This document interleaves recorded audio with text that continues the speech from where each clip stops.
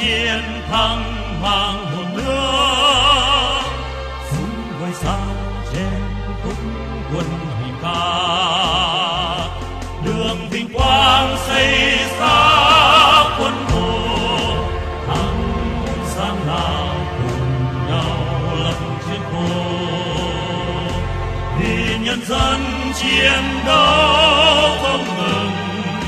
tiến mau ra xa trường, tiến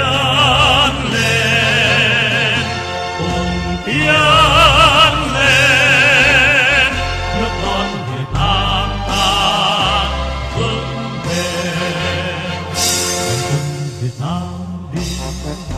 sao mà phấp phới, dắt giống nòi quê hương qua đời làm tha, cùng chung sức phấn đấu xây đời mới.